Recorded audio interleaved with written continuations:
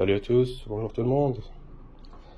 Donc à la suite de la vidéo sur le rétrofit, donc la suspension DCC, donc la suspension adaptative. Donc à mon avis, si je ne me trompe pas, c'est la partie 3. Et donc je vais travailler sur la partie avant maintenant, la suspension avant. Comme j'ai fait dans la vidéo précédente, j'ai passé les câbles.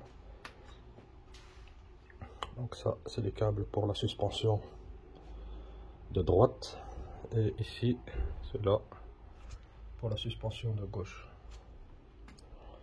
Et donc maintenant ce que je vais faire, c'est que je vais commencer à dégarnir la partie ici, comme ça je peux passer le câble qui va à la suspension droit vers l'extérieur, et après je vais commencer à enlever, à démonter la jambe de force. Donc voilà pour aujourd'hui. Alors pour enlever la partie ici, le plastique, donc j'ai retiré les joints ici. Le plastique ici, le joint qui est là. Voilà. Pareil de l'autre côté. Et maintenant, on a des essuie-glaces, on a des capuchons ici, on les retire. Ici c'est une douille de 13.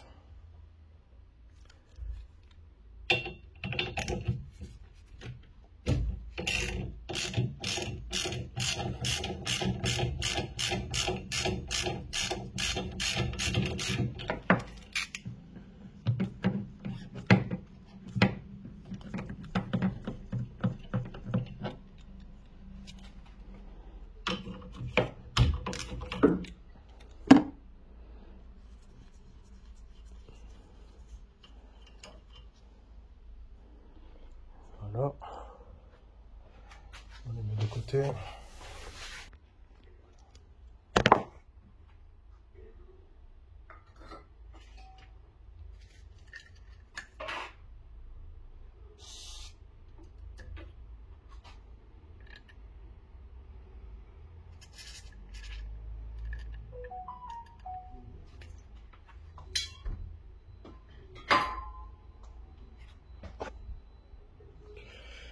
Donc voilà, j'ai mis un peu de spray, dégrippant plutôt.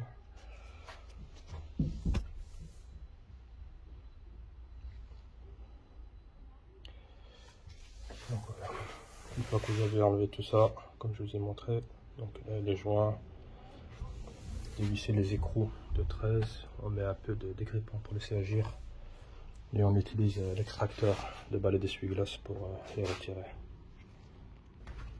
Donc voilà, retirer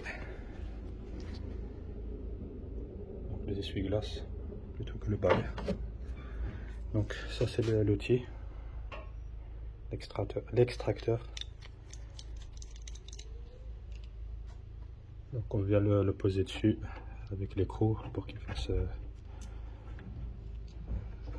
contre, et après on serre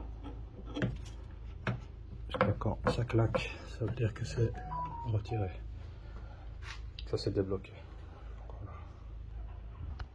Alors ici la suite, pour enlever cette partie, il faut dégrafer la garniture ici pour libérer l'espace de la partie là, parce que cette partie elle va se soulever,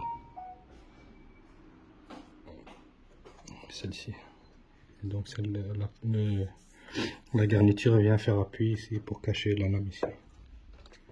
Donc elle devient comme ça.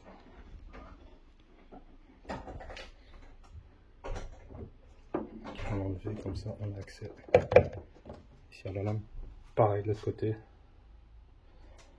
Comme ça on peut. Ici, avec le temps, il peut y avoir de la saleté qui s'est incrustée. Donc il vaut mieux mettre un petit peu de dégrippant aussi pour libérer un petit peu. Ça colle avec le temps. On va voir que c'est assez difficile à retirer. Donc voilà. Donc je vais commencer par la partie ici et commencer à tirer. Donc tout doucement pour retirer la première partie. Donc, on va la nettoyer. On va aussi nettoyer ici la lèvre ici. C'est rempli de saleté, c'est ça qui bloque les résidus de poussière et ainsi de suite. Pareil pour celle-ci. Vous voyez ça.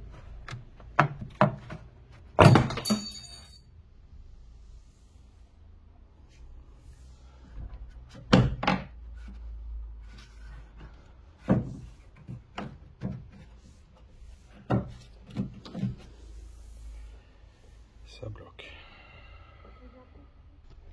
Si on a un clip qui a sauté, j'ai pas vu. En fait, celui-ci là. Donc ici. Donc, il faut le retirer. Il vient en plein milieu.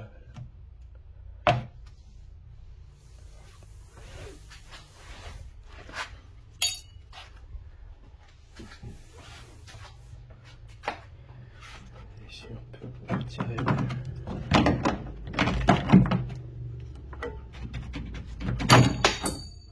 Ah, il y en a encore un autre. Ici.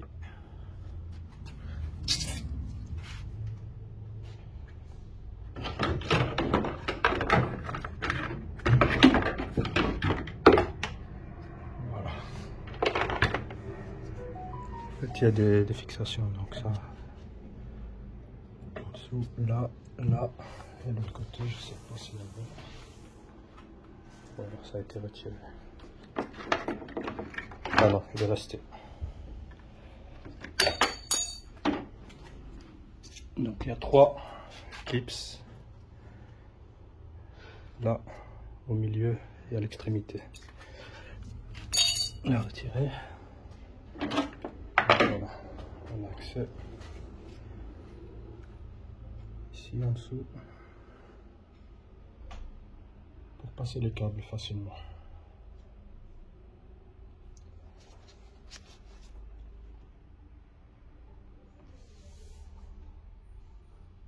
Que même si je voulais les faire passer ici en dessous, j'aurais pu, mais je préfère les passer par là. Et en même temps, j'ai les gaines pour les protéger. Donc les gaines, j'avais plus cassé, donc je peux faire tout le long ici et les protéger.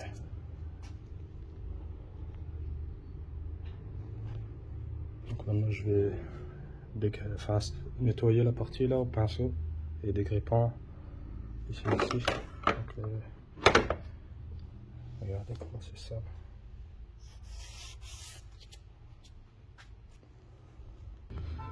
Donc ici de part et d'autre on a des mousses qui viennent se positionner ici en dessous comme ça. On vient les retirer. Pareil de l'autre côté, celui-ci vient ici avec la petite oreille là, ici à l'intérieur, il vient se caler comme ça. Je vais juste le retirer, on voit la forme ici, cette partie là, il vient ici.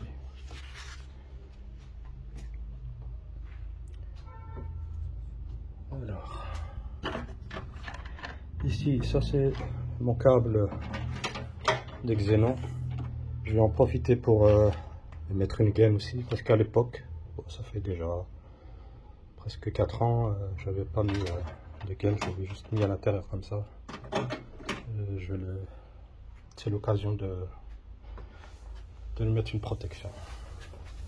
J'avais mis jusque ici, juste. Ça rentrait juste là et ça allait jusqu'ici. Donc voilà, donc c'est par là que je vais passer les câbles ici. Donc l'amortisseur droit, donc il va passer ici entre dans le trou. voilà, avec la gaine, et va passer ici derrière tout le long. Et donc je dois trouver l'entrée pour passer le câble. Et ben là voilà, on voit le trou.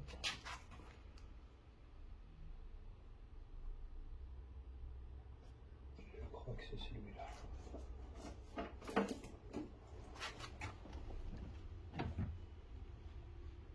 Non.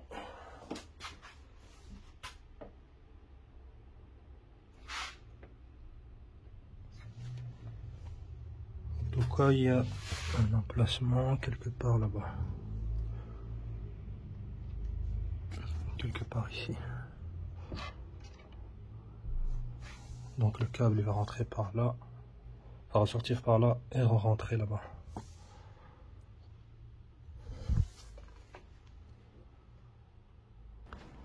Donc voilà où j'en suis, je fais un petit point. Donc après plusieurs tentatives pour passer le câble,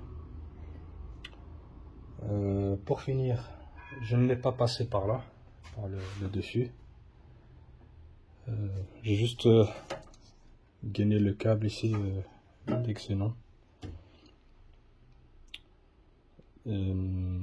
Donc pour le câble, donc, je l'ai passé. Donc voilà.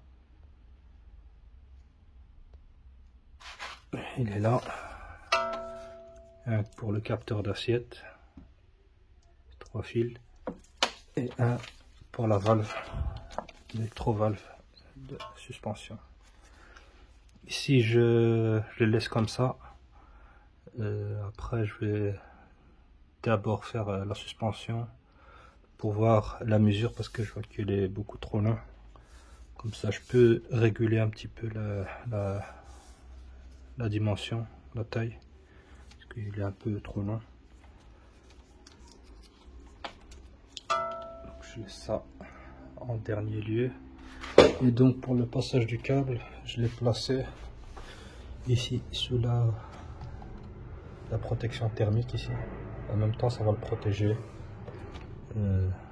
du catalyseur qui est juste en dessous ici, parce que là ça chauffe énormément. Donc il est là le câble, avec celui ici donc du capteur d'accélération qui va venir se poser ici.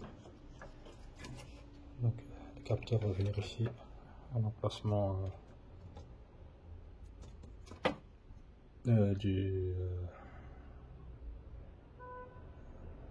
support ici, donc de suspension. Donc oui.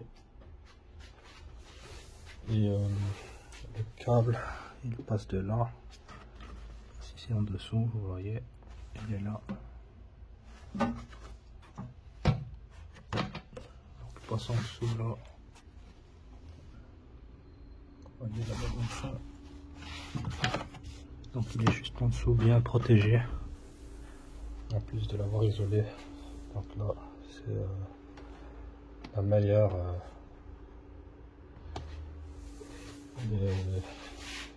le meilleur passage que j'ai pu trouver, parce que si je le passe par là, le câble est trop court, parce qu'il y a beaucoup trop de déviations. Donc si je le passe par là, puis je dois repiquer par ici, rentrer là, donc ça me fait diminuer le câble et j'arrive pas, la longueur sera trop petite ici, et donc c'est pour ça que je suis passé par ici directement. Mais je préfère avoir assez de longueur, et après je peux régler si je dois rentrer plus le câble, et donc je peux le reculer plus par là.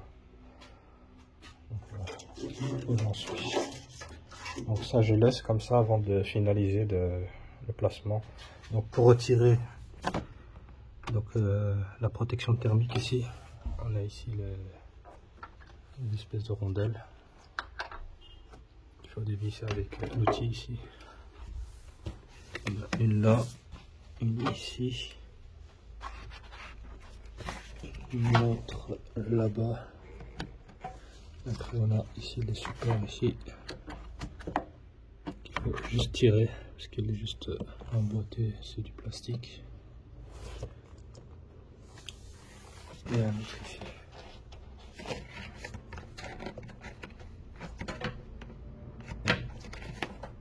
Et c'est tout. Donc voilà pour la partie passage du câble. Donc maintenant je vais commencer à démonter la jambe de force. Et je vais voir comment une méthode pour la retirer sans démonter le cardan, la roue de transmission. Voilà. Alors, ici j'ai déjà démonté la biellette de barre stabilisatrice. Donc ça avec un écrou de 18. Voilà, avec une douille de 18. Et ici je suis occupé à retirer la vis de maintien de la jambe de force. Ici on a un écrou de 18 aussi. 18.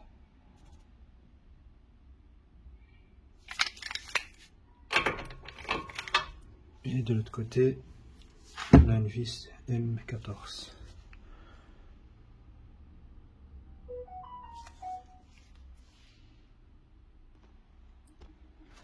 Alors, pour pouvoir déboîter la jambe de force de son emplacement, donc ici, derrière, on a une fente. Je ne sais pas si on va pouvoir la voir.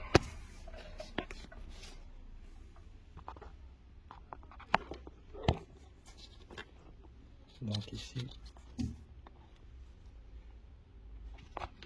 Et donc, pour pouvoir écarter cette partie-là, on a cet outil qui permet d'écarter. Donc on va, la petite partie là s'ouvre, dès qu'on tourne.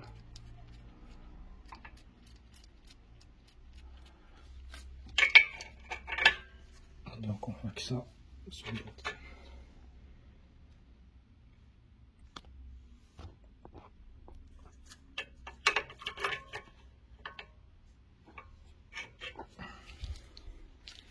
Et ici avec une douille de 17, on peut desserrer.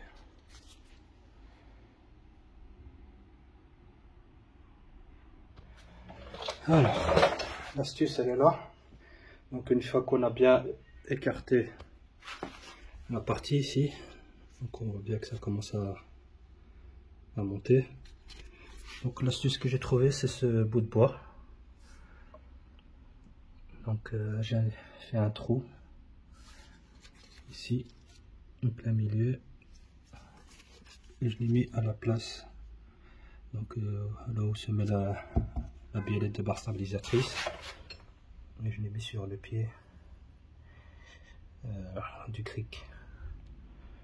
Et donc comme ça, ça peut faire monter. Et ici, il suffit de donner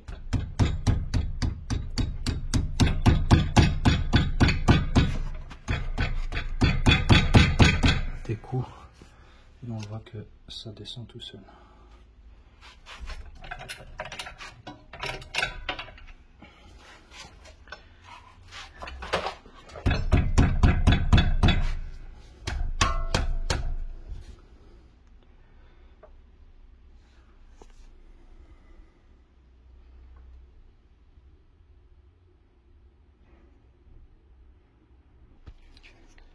Donc voilà, donc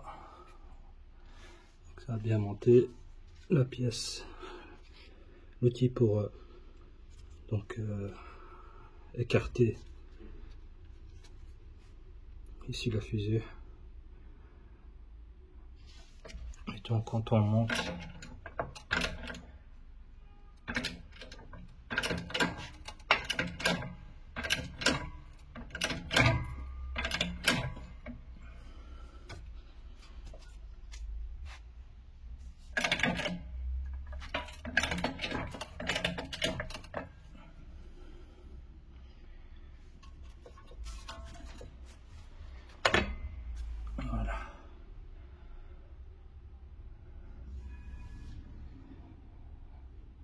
Il suffit de pivoter. Donc là-haut, enfin la fusée ici tout sur le côté pour faire sortir, pour faire descendre l'amortisseur. Enfin la jambe de force plutôt.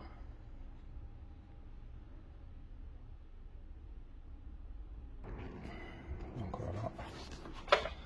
Donc l'outil est toujours là en maintien. On peut le voir. Donc j'ai juste pivoté, j'ai monté encore un peu, je l'ai basculé et maintenant je vais faire descendre l'amortisseur, enfin la jambe de force, je crois que je me trompe, pour qu'elle soit libre, et après ici démonter les 3 écrous, les 3 vis.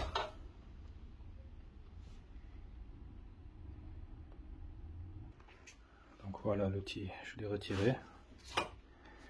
Donc c'est comme ça, je le montre bien. Donc voilà.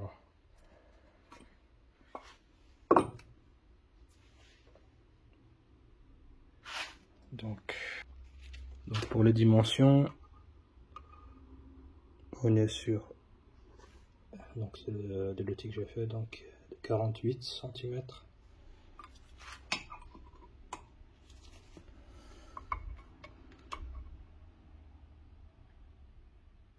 Et demi.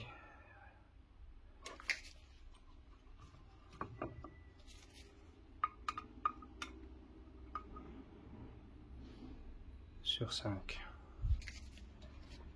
Voilà. Tout ça pour ne pas retirer le cardan.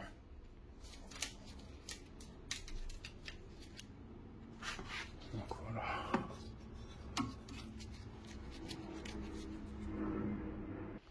Donc ici au-dessus, on a 3 vis de 13. Donc 13 mm la douille.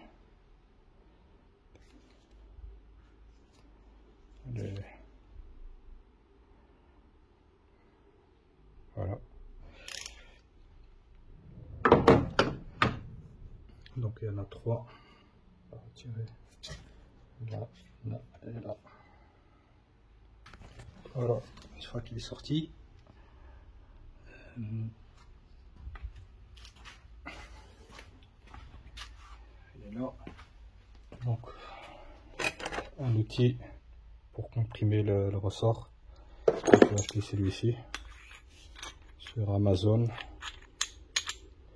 Donc ça m'a l'air qualitatif, c'est assez lourd.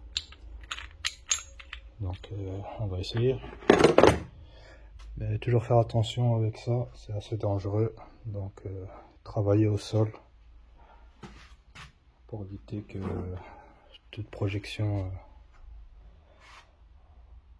au niveau du visage. Donc mettez au sol et pas le faire. Donc évitez de faire ça à la verticale. Plutôt au sol, à l'horizontale, pour plus de sécurité. Donc on va essayer ça. Donc voilà, l'outil, donc ça a déjà comprimé, vous voyez, c'est assez simple franchement. En plus ici il y a un outil qui permet de maintenir les 2 parties pour pas que ça part en vrille. Donc c'est juste avec la clé et c'est assez facile à serrer.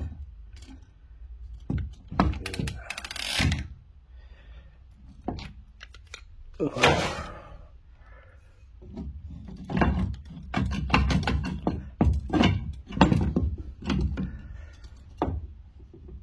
Maintenant il ne reste plus qu'à démonter la vis ici. Toujours travailler au sol. Alors pour démonter la coupelle d'amortisseur, on a besoin d'une clé Allen de 7. C'est du 7. 7 mm. et une douille de 22. Une clé à pipe.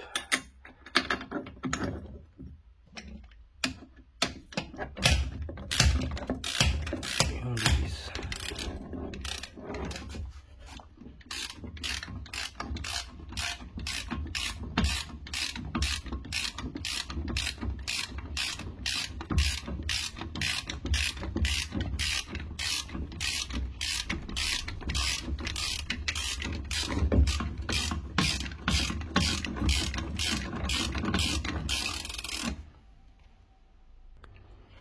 Donc voilà, une fois que c'est démonté, on a la rondelle, la coupelle, ainsi que le support, le joint ici, le soufflet.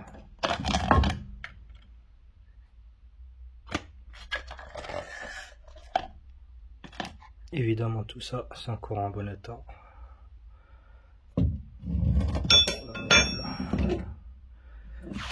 Voilà les éléments enlevés.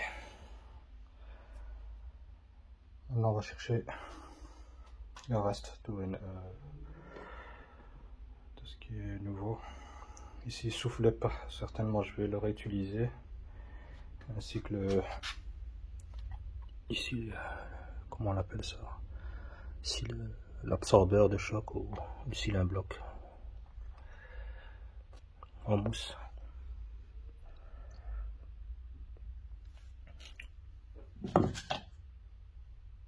Voilà.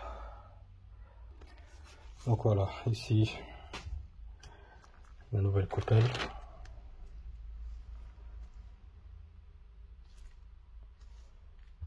Et le roulement ici, neuf d'origine aussi.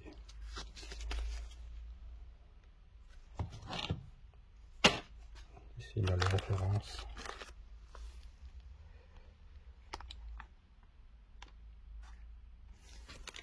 Ici.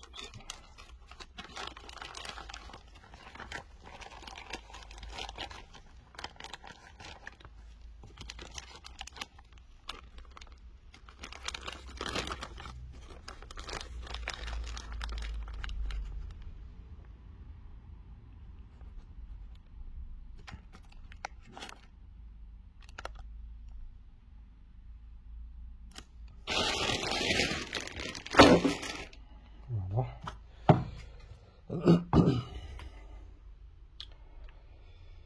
Donc il faut l'écrou.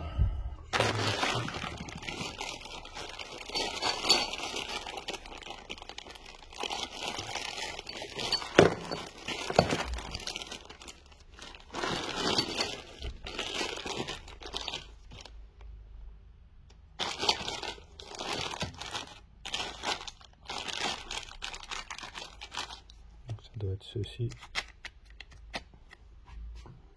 par rapport à ceux qui sont livrés avec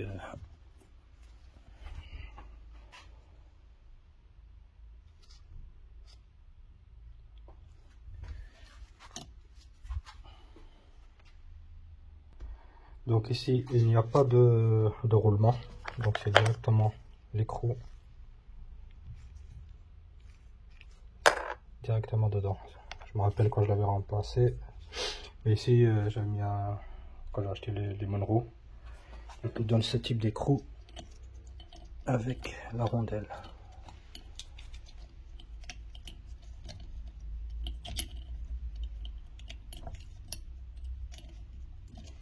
Et décidément, voilà.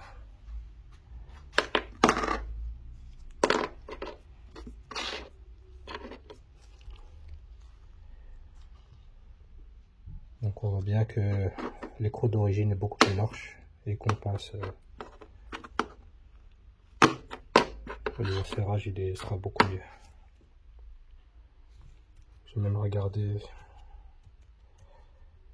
sur le site et on voit bien que le numéro 5 c'est l'écrou, c'est celui-là. Et il n'y a pas de rondelle entre la coupelle et l'écrou, c'est directement.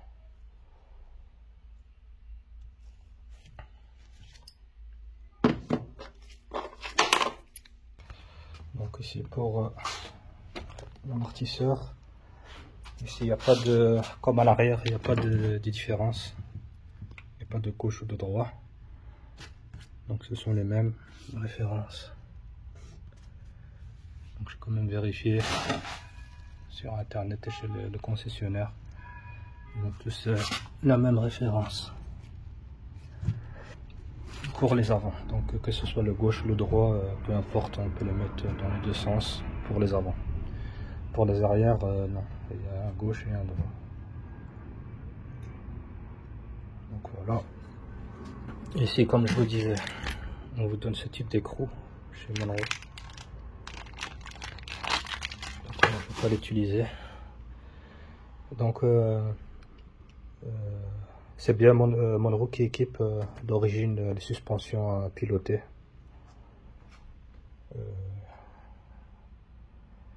Donc voilà. On va placer ça.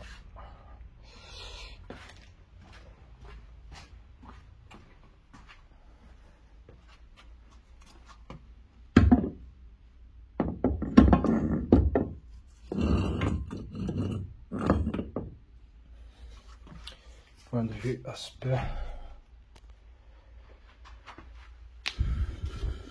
c'est le même diamètre, la hauteur de course c'est pareil aussi.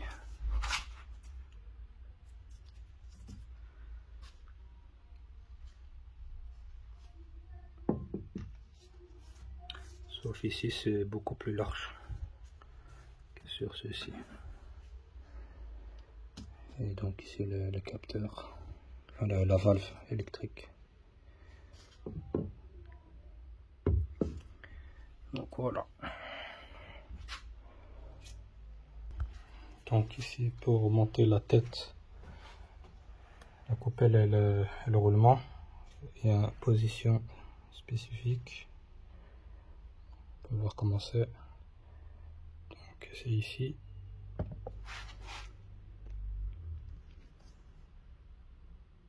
Donc ici, au niveau de l'encoche ici, donc c'est le trou là, il vient se mettre là.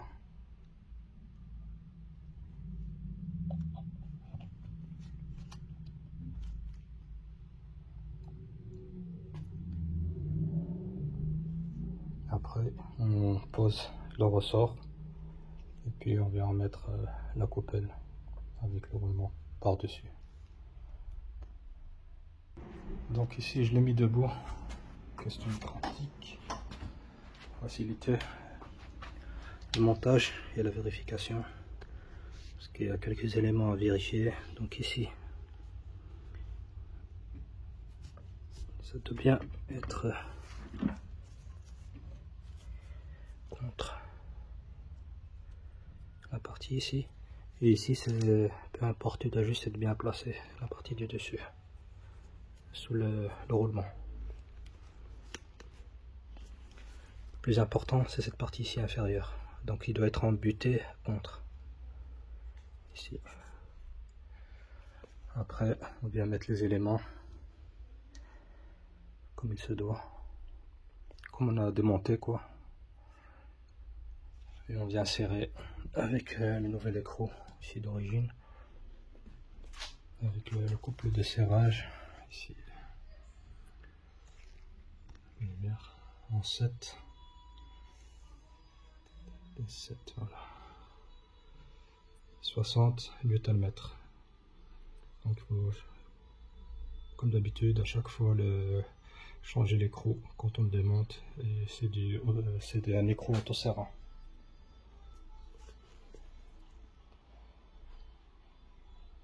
Donc on serre avec les outils ici quand c'est bien serré, et on finalise au couple à 60 Nm.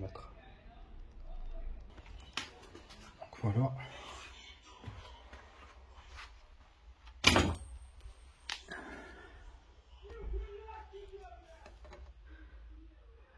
Tout est bien mis en place. Ici aussi. Pour serrer au couple, je pense que c'est un peu compliqué, vu que quand on serre avec la clé, ça tourne. Donc je vais voir une fois monté s'il y a possibilité d'avoir accès par le dessus avec la clé. Mais sinon j'ai bien serré à la main, et comme c'est des écrous autoserrants avec un frein, donc je pense que ça va le faire même si j'arrive pas. En tout cas j'ai serré bien plus que 60 à la main. Donc voilà, on va retourner pour faire le montage. Ici aussi les vis, évidemment des vis neuves.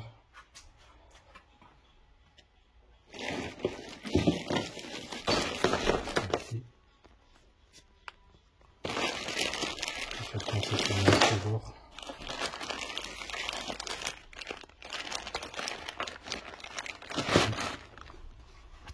Et donc ici pour le montage de celle-ci.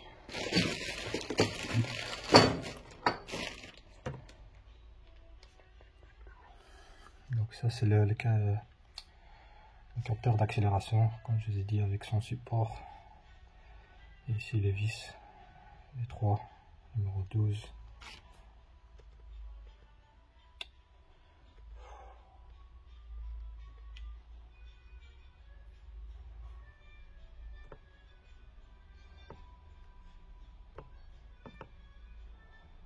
Voilà.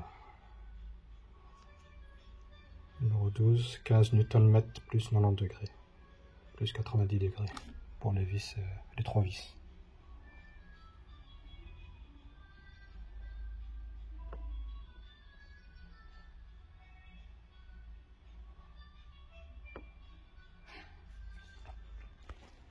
Alors ici pour le retour, le montage, donc il y a un sens.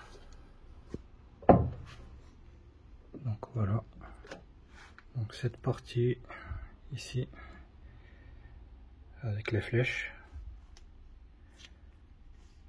là et là, il doit être vers l'intérieur. Donc ici, là où il y a le petit trou là, ça correspond à celui-ci, le trou qui est là. Celui-là, le trou ici. Donc il doit être monté comme ça.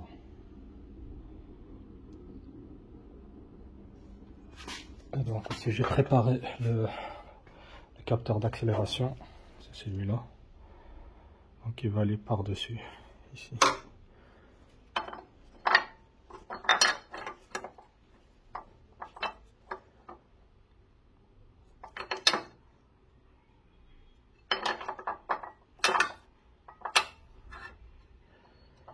Normalement il doit être posé comme ça.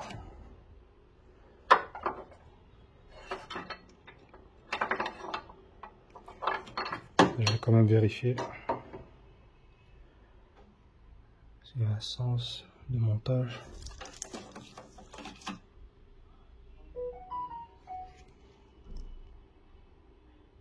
Et ainsi que les nouvelles visseries, évidemment. Donc voilà, ici j'ai réussi à rentrer l'amortisseur, enfin la jambe de force. J'ai graissé ici. J'ai fait quelques copeaux de bois, quelques adaptations. Parce que ça partait un peu de travers. J'ai un peu forcé ici, renforcé le bois, parce qu'il a commencé à se fissurer. Donc j'en ai mis un colson là et là. Et donc voilà, la jambe de force est rentrée, tant bien que mal. Voilà. Donc ici, chose importante à vérifier, c'est de voir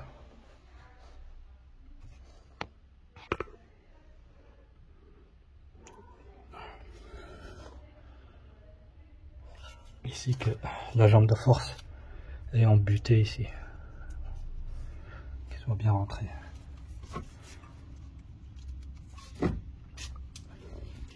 On soulève un peu avec le cric et après on vient mettre la nouvelle vis. On vient mettre aussi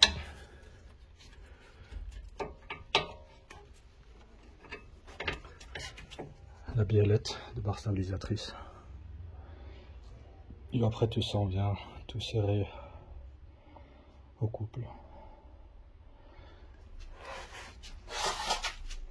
Donc ici c'est 15 Nm plus 90 degrés.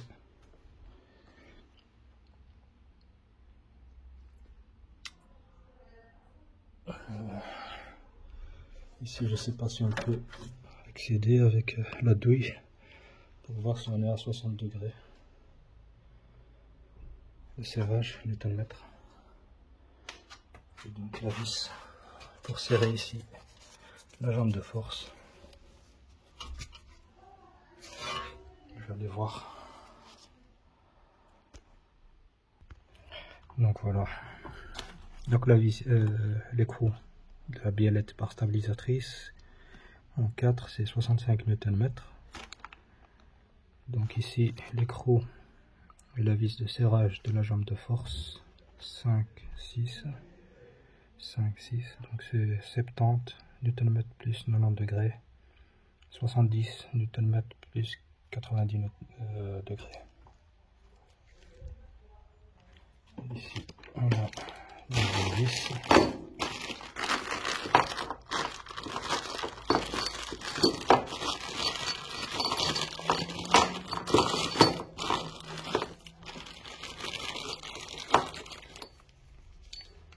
Voilà. Donc on a dit 30 plus 90. Donc voilà, je vais nettoyer un petit peu le disque, il est un peu sale. Tout est serré au couple comme il faut, avec le degré de serrage, le petit point blanc. Maintenant je vais installer le capteur d'assiette droit Febi.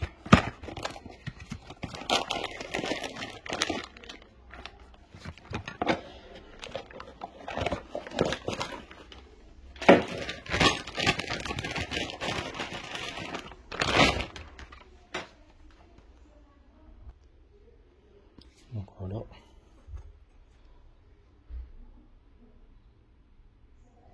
Donc il va se positionner comme ça. Donc la partie inférieure ici, on va aller se mettre sur le triangle. Et celui-ci va se positionner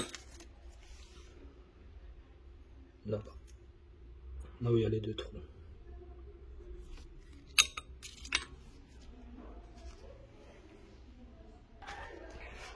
Et donc ici les nouvelles vis, donc avec l'écrou et la vis. Donc on voit bien ici,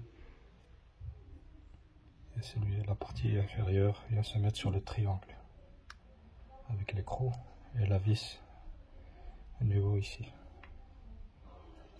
Donc ici c'est 9 Nm et 9 Nm. Donc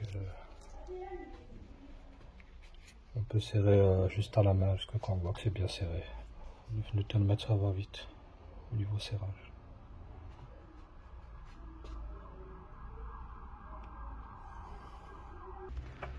Donc voilà, j'ai tout serré.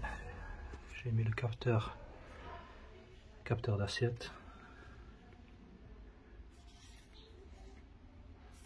Ainsi que le connectique de la valve suspension et les connecteurs du capteur d'assiette. Les câblages ils sont ici, j'ai mis un peu de jus. Donc voilà, pour la partie ici c'est fait. Je vais juste replacer la roue et après il me restera plus qu'à serrer les parties ici et à câbler donc le capteur d'accélération. Donc voilà, qui a 3 fils.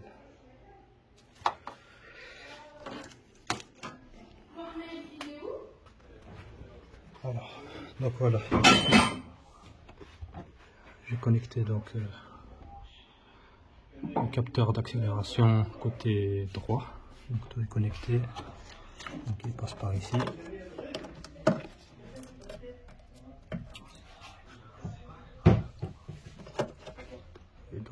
tout le câblage est là, qui va à la suspension, à la valve de suspension et au capteur d'assiette. On voit ici le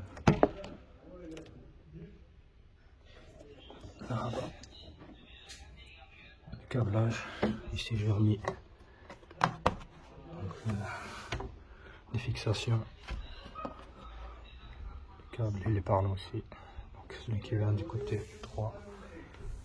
Tout est câblé côté droit. La roue est remise aussi.